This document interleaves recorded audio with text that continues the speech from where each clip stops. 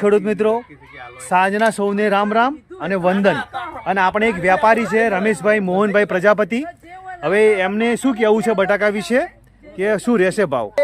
આપણે જોઈએ છીએ કે પુખરાજ વેરાયટીની અંદર સૌથી વધારે હોલનો પ્રોબ્લેમ છે, સ્ક્રેપનો પ્રોબ્લેમ છે. જો તમે અત્યારે 220 કટાની અંદર મિનિમમ એમને 50 કટા જેવા ટાળી નાખ્યા છે.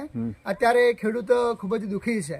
એનું કારણ છે કે એને પૂરતા પ્રમાણમાં પોષણક્ષમ ભાવ મળતા ન હોવાના કારણે અત્યારે ખેડૂતો પણ દુઃખી છે અને વેપારીઓને પણ પૂરતા પ્રમાણમાં એમને પૈસા સામેની જે પાર્ટીઓ એમને પૈસા કાપીને નાખે છે, નથી મળતું. એટલા માટે અત્યારે વેપારીઓ દુઃખી છે અને ખેડૂતો દુઃખી છે.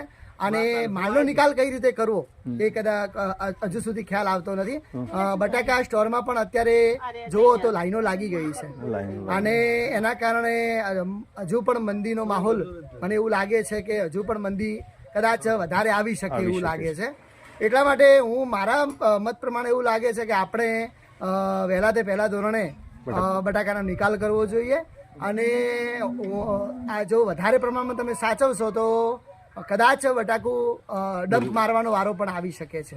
જય જવાન જય કિસાન. Thank you Rameshbhai. ખેડૂતો માટે ભાઈ એમને એક સારો સંદેશ આપ્યો છે.